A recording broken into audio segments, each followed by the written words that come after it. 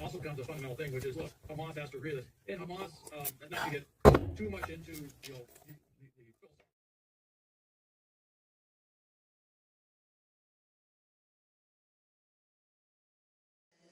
Majestic Sounds. All right, Cowboy Nation.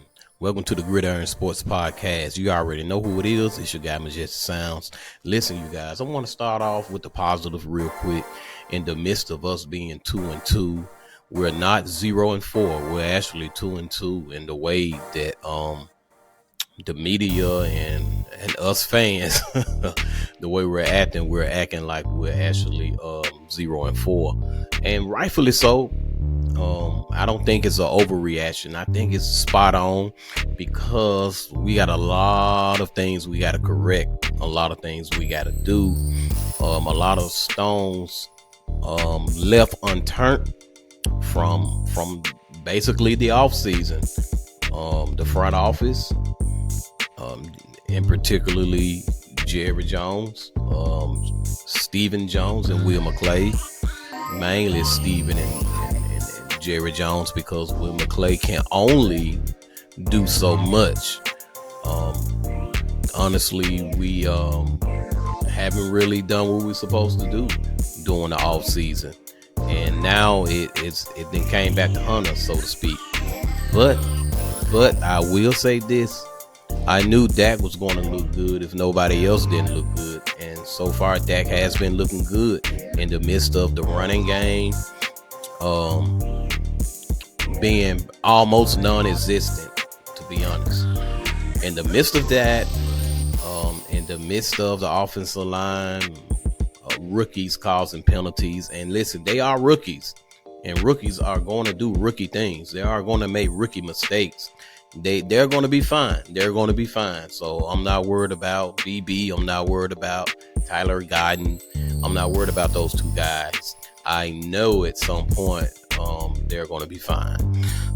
But as of now, we have a lot of penalties offensively, a lot of penalties defensively, and we still creating or getting penalties on special teams as well. So, but in the midst of all that, Dak has been doing good. Dak was 22 for 27 this past week on Thursday night against the New York Giants. So he was able to throw 221 yards with 2 touchdowns. Unfortunately, he's been having to throw into tight windows because the receivers not getting as much separation as we would want to see or like to see. But Dak is threading the needle. Dak is doing everything possible to keep the offense going. It's just that him and CeeDee Lamb is going to need some help. It's highly unfortunate that the play calling is suspect. It's highly unfortunate that as of now, Brandon Cooks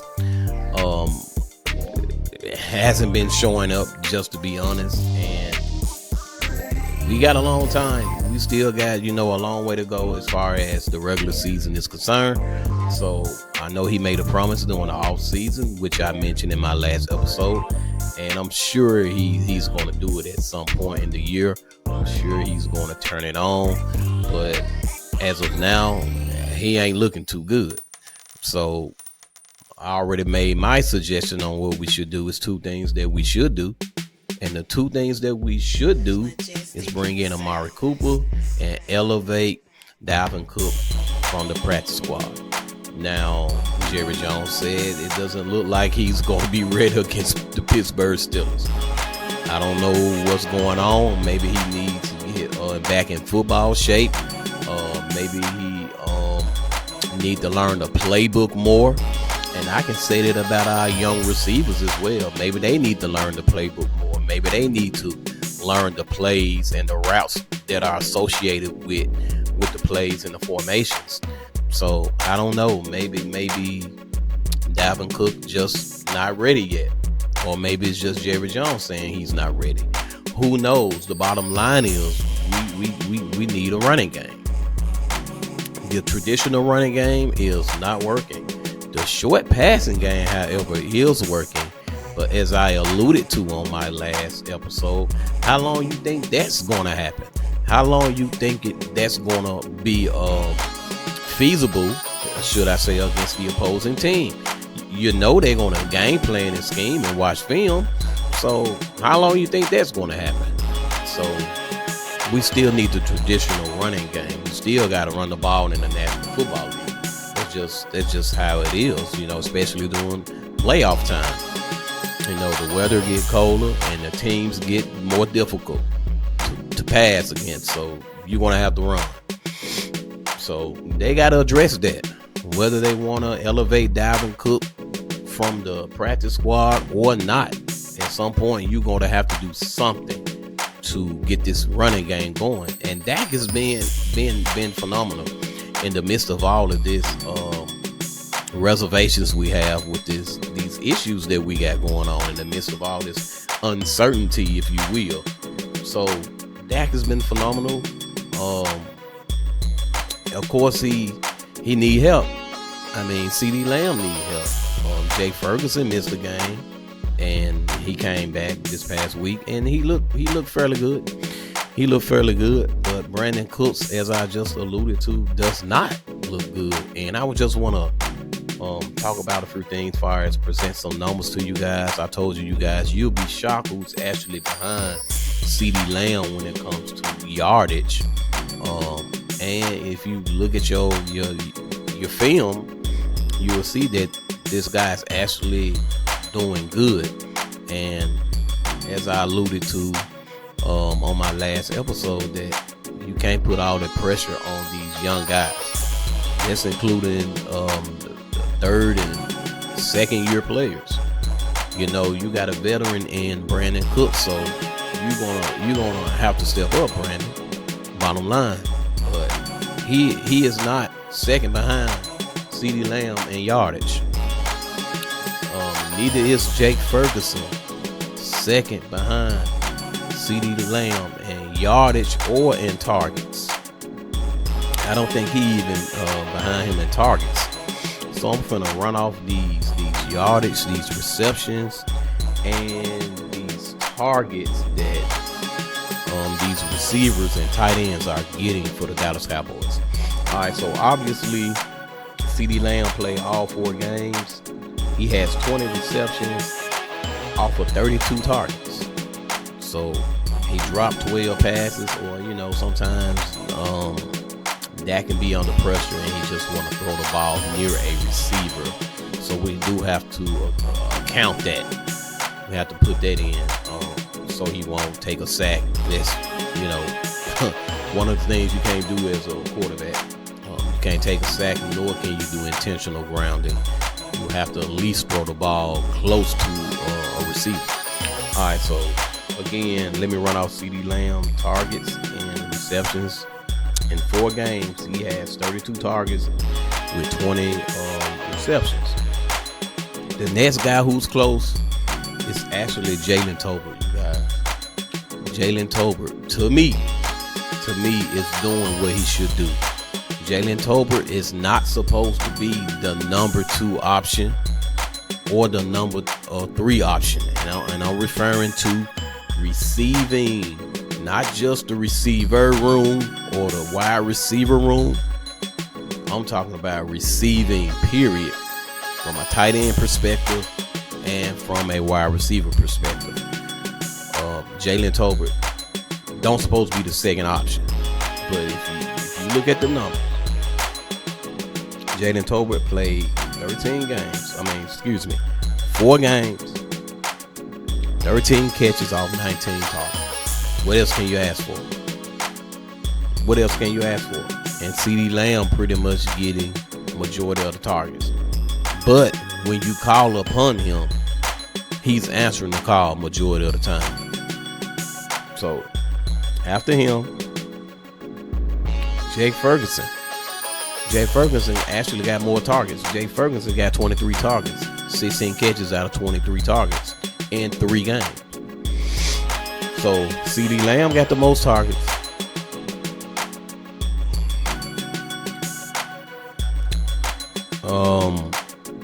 Jake Ferguson is second in targets.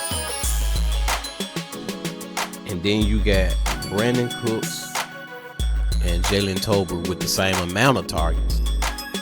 But Jalen Tolbert has more catches and more yards than Brandon Cooks.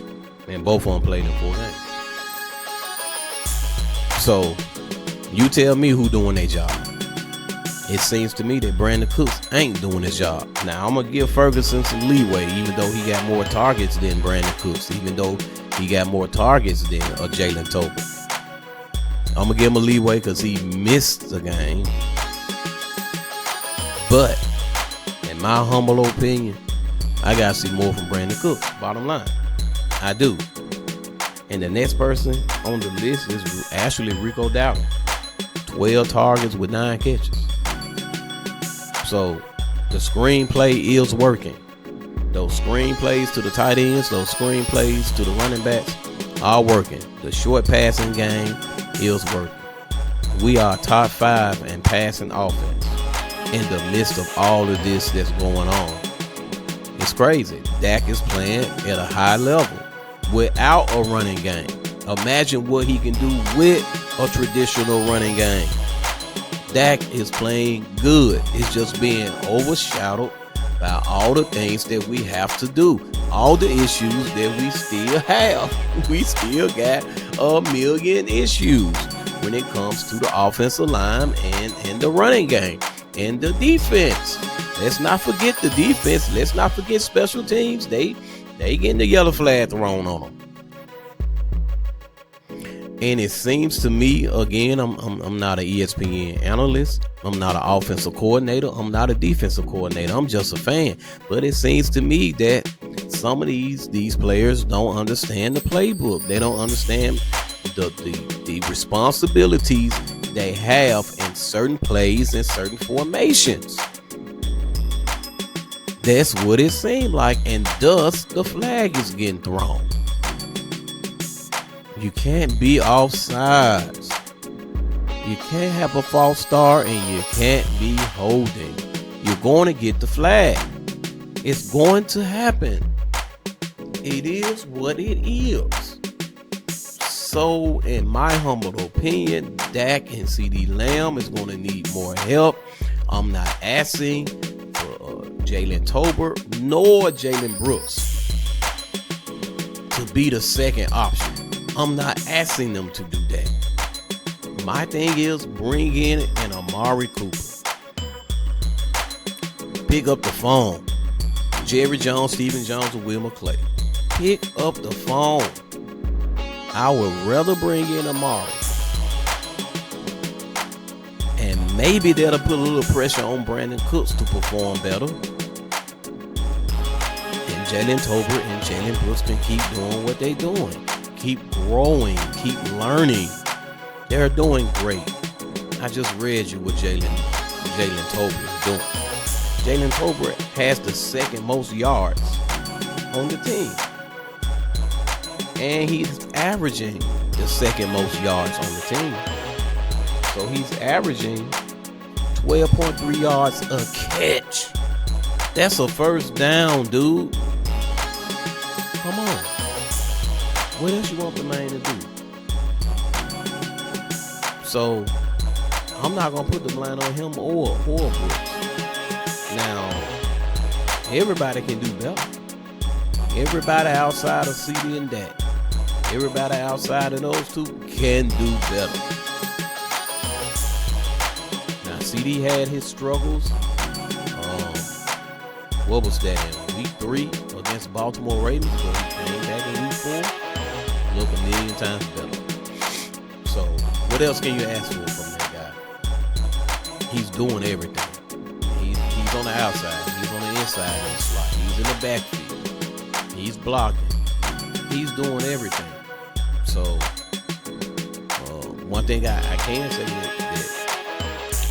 the offense, just even Jalen Tolbert, even with him, he got a couple of flags thrown on him this past week.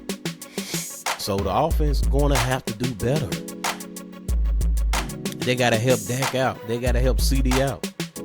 And the front office got to do better. The front office got to bring in the right people. So you got to move some money around. Jerry Jones. Move some money around. Make some phone calls. See what you can do. See, can you get Amari Cooper here in some kind of way? We got to get Dalvin Cook elevated from the practice squad. Let's just see what he can do. Let's see what he can bring to the table. Having him on the practice squad ain't gonna do us no good. So you're gonna have to elevate him, and let's see what he can do. That's my humble opinion on all of this. That's what I would do if I was Dallas. The coaching staff is going to have to push for it. We need a trade or something, because we need to get rolling offensively, quick, fast, and here. Because we got some good teams up next. So that's my time, Cowboy Nation. I just wanted to talk to you guys about some of these numbers here and some of these targets. And just to be honest with you guys, cause it ain't Dak's fault. The offense is where is it? A lot of it is the coaching, and majority of it, in my humble opinion, is the front office not doing what they supposed to do during the off season. They did pretty good in the draft, and I get it. I know we love our guys. That's their slogan. They like to draft, and they like to develop players along the way in their career. And even shout out to Marzi Smith, who had a phenomenal game as well. And that's why our run was better. Our run defense was better. The likes of Marzi Smith and Nealon, and the safeties, the linebackers, everybody actually had a good game defensively. So I get it. We are very good at drafting, but however, we are not good in free agency. We're just gonna have to do better with trading and free agency, making the right call, the right choices, and bringing in the people that can be an immediate help to the team. Move some money around. You can't always say I ain't got the money. And I'm not a billionaire, and I do it all the time. I move money around all the time so I can make things happen. So if I can do it, surely the front office can. Surely our franchise can. That's $1 billion franchise. The #1 sport team in the world. Not just America, not just NFL. In the world. So you can move some money around. You can make it happen if you want to make it happen. It ain't hard. It's all about what they want to do. Do y'all really want to make this happen? Jerry Jones, do you really want another Super Bowl? Do you really want another Super Bowl? Other teams make trades and things of that nature. They'll give up a third round or a fourth round or a fifth round to get said player that they need. You can look at every team that recently won a Super Bowl. They traded for players. They moved money around. And so that's what it takes to create a Super Bowl contending team. And right now, we don't even look, to be honest, we don't even look like a playoff team. I mean, we don't look good at all. As far as playoffs is concerned. So that's my time, Cowboy Nation. But we got a lot to do. We as in the Dallas Cowboys got a lot to do. I'm looking for Mike McCarthy to game plan better. I'm looking at the play calling to be better. We need the play calling much better, and we need the front office to step up, pick up the phone, make some calls, and make some trades, and give up some 4th and 5th round picks, and see can we get Amari Cooper in and go from there. Go from there and see if that works. And of course, the Dalvin Cook situation. Try that first, and Then if that don't work, then try something. But just don't sit on your hands and do nothing. All right, Cowboy Nation, that's my time. I truly thank you all for your time. All right, DC4.